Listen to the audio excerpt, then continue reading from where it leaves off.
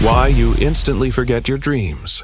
Have you ever woken up with the feeling that something incredible just happened, but the moment you try to remember it, it slips away like smoke between your fingers? Dreams vanish fast, sometimes in seconds, and it feels almost unfair, like losing a story your brain worked so hard to create. Let me tell you why this happens, and it's actually kind of beautiful. When we sleep, our minds dive into a world where anything is possible. You can fly. You can meet people you haven't seen in years. You can feel emotions you didn't know were still inside you. But here's the twist. The part of your brain that creates memories, the prefrontal cortex, is basically offline while you're dreaming. It's like writing a movie with the camera turned off. The story is happening, but nothing is being saved. And here's an interesting fact most people don't know. You're more likely to remember a dream if you wake up right in the middle of it. It's like catching the ending of a movie while the screen is still lit. Wake up too late and the screen goes dark.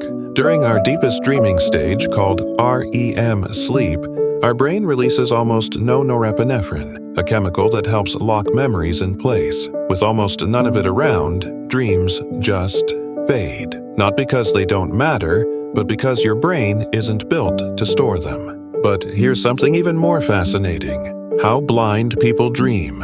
People who are born blind don't see images in their dreams, but their dreams are not empty. Far from it. Their minds paint worlds using sound, touch, smell, emotion, and movement. Some blind individuals say their dreams feel like walking through darkness filled with voices, textures, air, and sensations.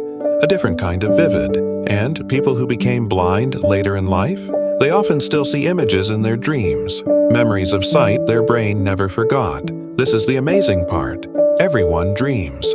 We just dream in the language our mind knows best. So maybe forgetting dreams quickly isn't a flaw. Maybe it's a reminder that not all beautiful things are meant to stay forever. Some of them are just meant to be felt.